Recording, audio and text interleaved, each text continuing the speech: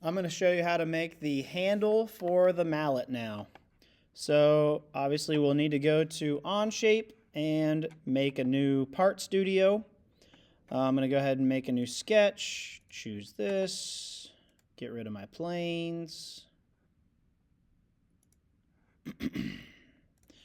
Okay, the dimensions here say the circle should be 0.625 diameter, extruded 8 inches long.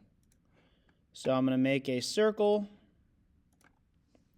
0.625.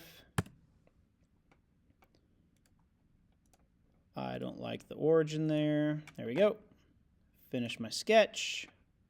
Extrude. 8 inches. Extrude 8 inches. There we go.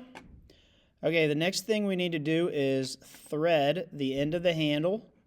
So I'm going to click external thread and click up here because that's where I want my threading. Okay, this should say ANSI 5/8. I'm going to change this to 18. Blind 0.875. All right, there we go. Now, I don't like the square end on the handle here. I like a rounded end, so I'm going to click the fillet. Click that so it rounds off. Perfect.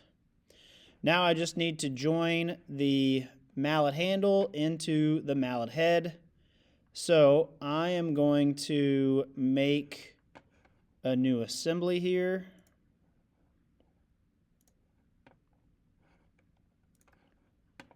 Insert my mallet head, insert my mallet handle. All right, now I just got to put the handle into this hole right here. Dominic Lacey, please come to the office. Dominic Lacey to the office. All right, so I'm going to go ahead and use the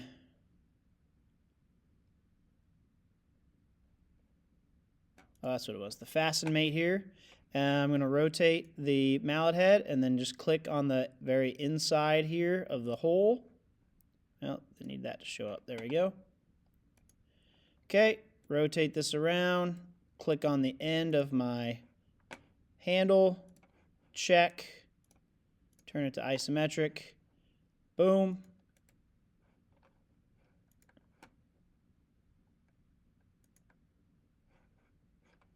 That was weird. I guess I accidentally opened up a fasten too. All right, so there you go. You have your mallet handle inside your mallet head.